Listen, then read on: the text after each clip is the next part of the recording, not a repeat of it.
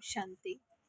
आज की मुरली की तारीख है 27 अप्रैल 2024। बाबा कहते, मीठे बच्चे, तुम आए हो बाप से हेल्थ वेल्थ हैप्पीनेस का वर्षा लेने। ईश्वरीय मत पर चलने से ही बाप का वर्षा मिलता है।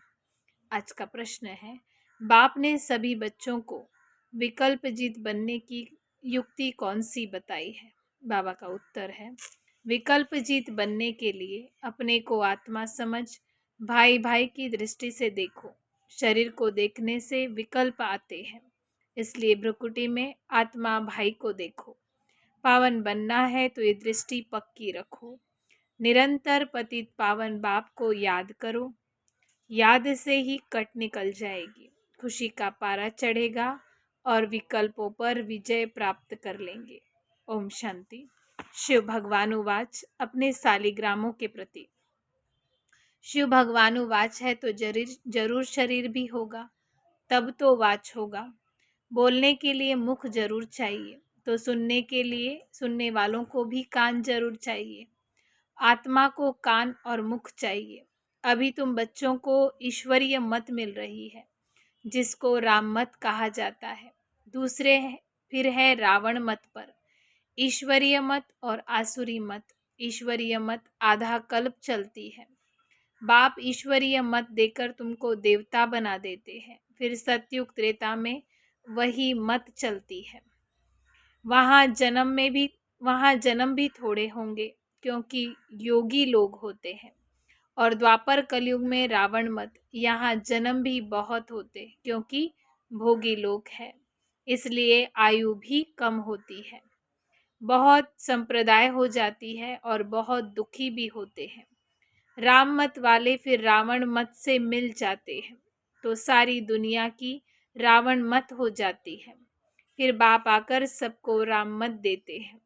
सतयुग में है राम मत, ईश्वरीय मत, उसको कहा ही जाता है स्वर्ग।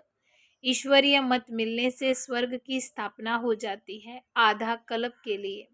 वहाँ जब पूरी होती है तो रावण राज्य शुरू होता है, उसको कहा जाता है आसुरी मत। अब अपने को पूछो, हम आसुरी मत पर क्या करते थे? ईश्वरीय मत पर अभी हम क्या कर रहे हैं? आगे जैसे कि नरकवासी थे, फिर स्वर्गवासी बनते हैं शिवालय में। सतयुग त्रेता को शिवालय कहा जाता है। जिस नाम से स्थापना होती है तो जरूर उनका नाम भी रखेंगे, तो वह है शिवालय, जहाँ देवता रहते हैं। रचयिता बाप ही तुमको ये बातें समझा रहे हैं। क्या रचते हैं वह भी तुम बच्चे अभी समझते हो। सारी रचना इस समय तुमको बुलाती है। हे पतित पावन व हे लिबरेटर, रावण के राज्य से व दुख से छुड़ाने वाले। अभी तुमको सुख का मालूम पड़ा है, तब इसको दुख भी समझते हो, नहीं तो कई इसको दुख थोड़े ही समझते हैं। जैसे बाप नॉलेजफुल है, मनुष्य सृष्टि का बीज रूप है, तुम बच्चे भी नॉलेजफुल बनते हो। बीज में झाड़ की सारी नॉलेज होती है ना, परंतु वो है जड़। अगर चैतन्य होता तो बता देता। तुम बच्चे चैतन्य झाड़ हो, इसलिए झाड़ को भी जानते हो। बाप को कहा जाता है मनुष्य सृष्टि का बीज रूप, सतचित आनंद स्वरूप। इस झाड़ की उत्पत्ति और पालना कैसे होती है ये और कोई नहीं जानते। ऐसे नहीं नया झाड़ उत्पन्न होता है, यह भी बाप ने समझाया है। पुराने झाड़ वाले मनुष्य बुलाते हैं कि आकर रावण से हमको लिबरेट करो, क्योंकि इस समय रावण राज्य है। मनुष्य तो न रचता को जानते न रचयिता को जानते। खुद बाप बतला रहे हैं कि मैं एक ही बार आकर हेवन स्थापन करता हूँ। हेवन के बाद फिर हेल बनता है।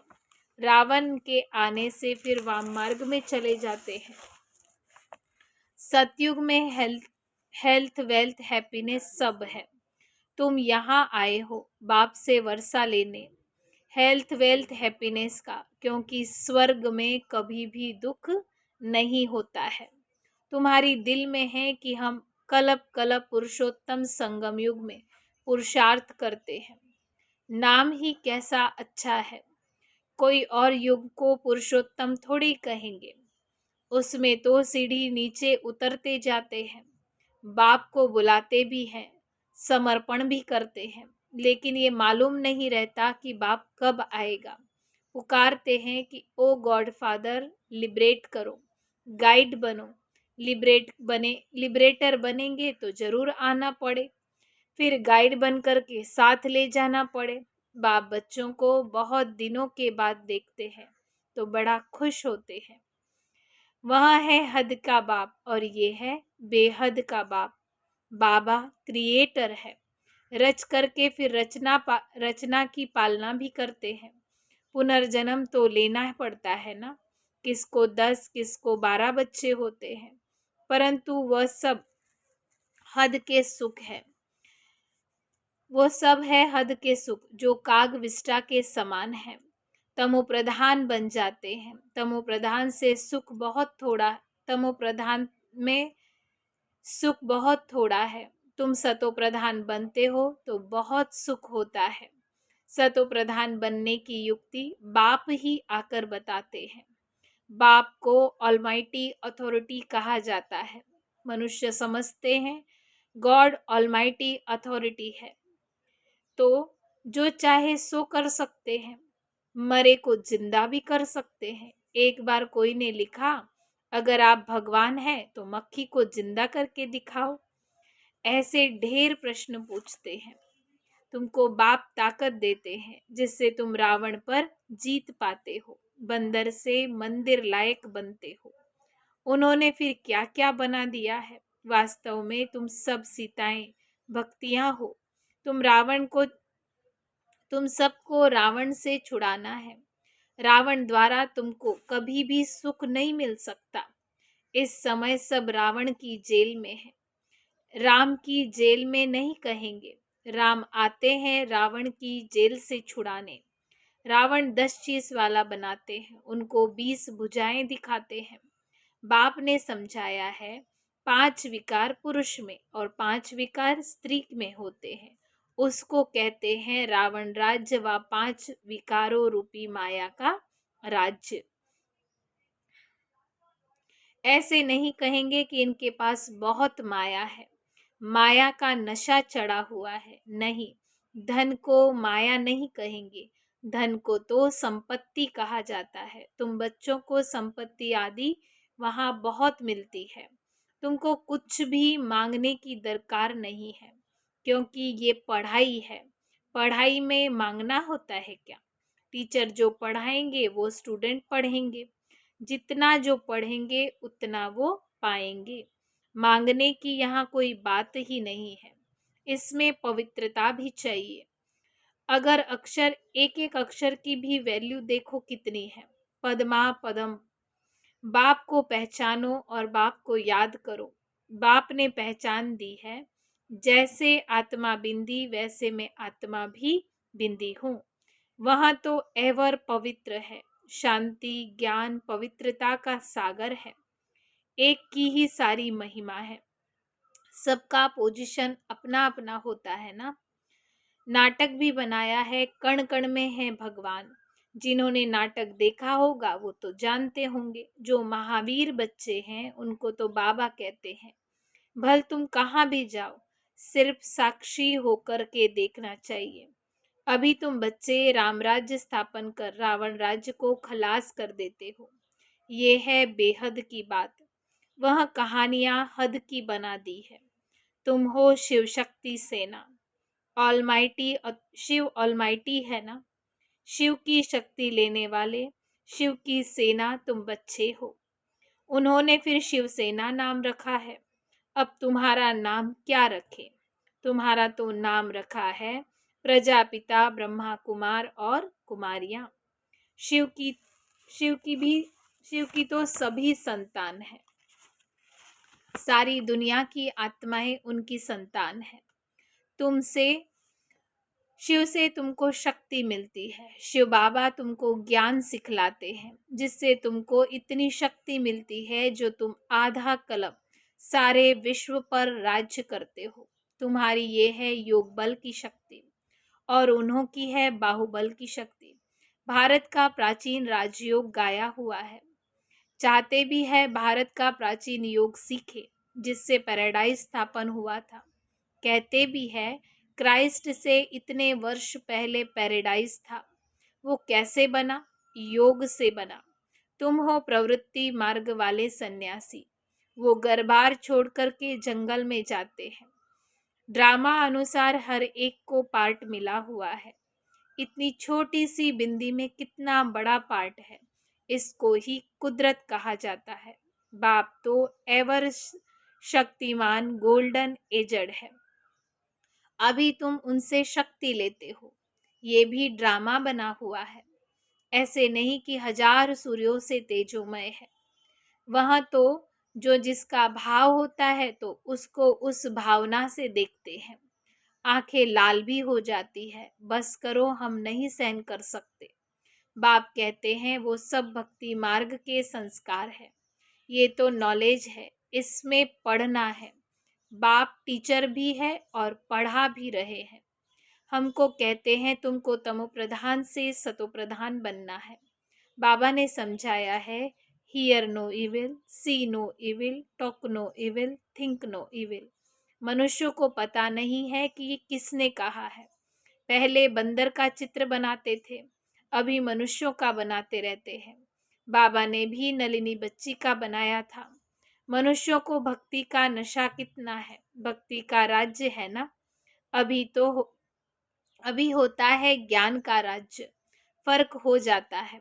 बच्चे जानते हैं बरोबर ज्ञान से बहुत सुख मिलता है। फिर भक्ति से सीढ़ी नीचे उतरते हैं। हम पहले सतयुग में जाते हैं, फिर जीव मिसल नीचे उतरते जाते हैं।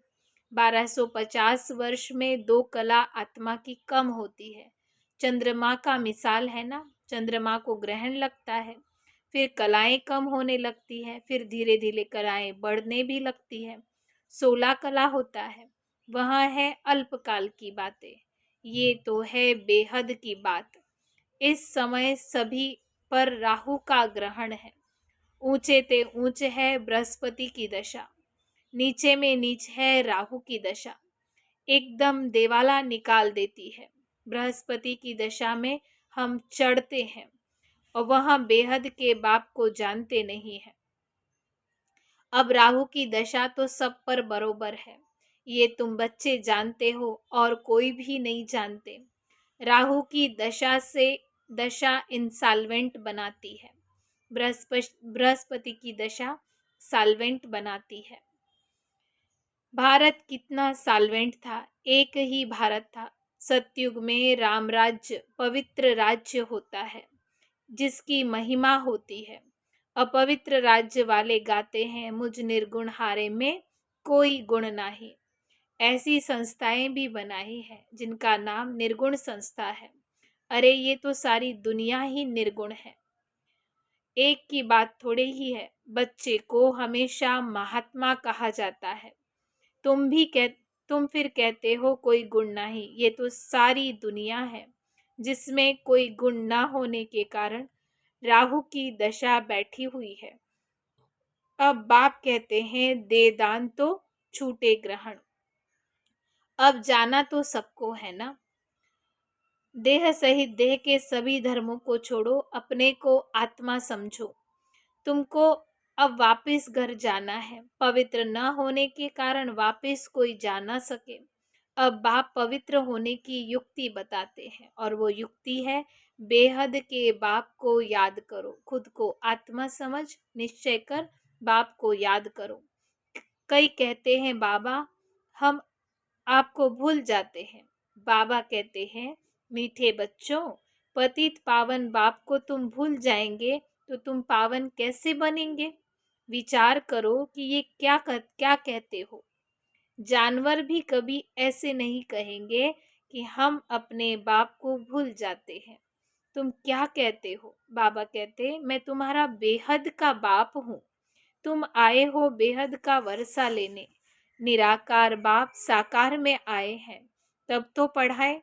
अभी बाप ने इनमें प्रवेश किया है। ये है बाप दादा। दोनों की आत्मा इस भ्रुकुटी के बीच में है। तुम कहते हो बाप दादा, तो जरूर दोनों आत्माएं होंगी, शिव बाबा और ब्रह्मा की आत्मा। तुम सब बने हो प्रजापिता ब्रह्मा कुमार और कुमारियां।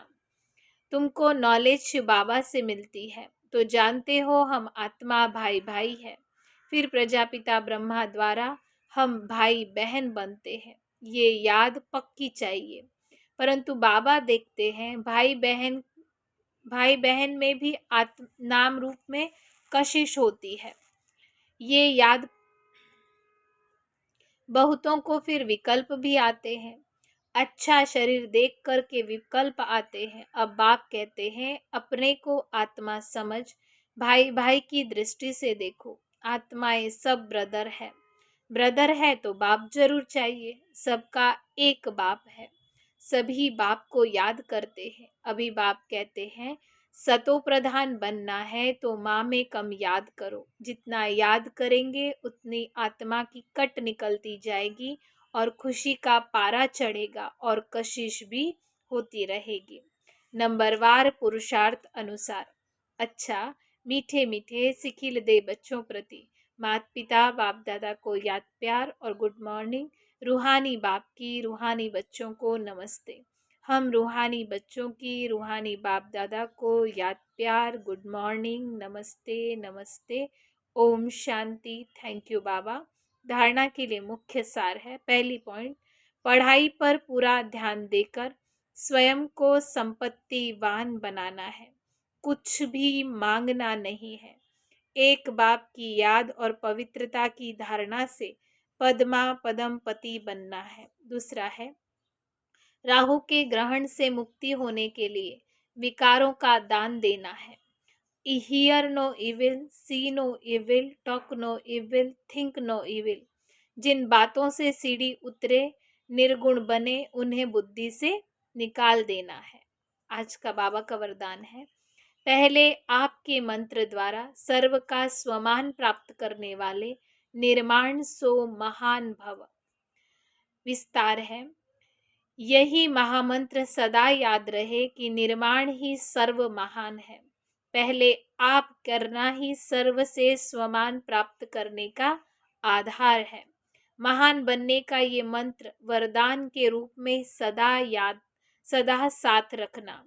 वरदानों से ही पलते उड़ते मंजिल पर पहुंचना। मेहनत तब करते हो जब वरदानों को कार्य में नहीं लगाते। अगर वरदानों से पलते रहो, वरदानों को कार्य में लगाते रहो, तो मेहनत समाप्त हो जाएगी। सदा सफलता और संतुष्टता का अनुभव करते रहेंगे। आज का बाबा का स्वमान है, सूरत द्वारा सेवा करने के लिए अपना मुस्कुराता हुआ रमणीक और गंभीर स्वरूप इमर्ज करो। अच्छा, ओम शांति।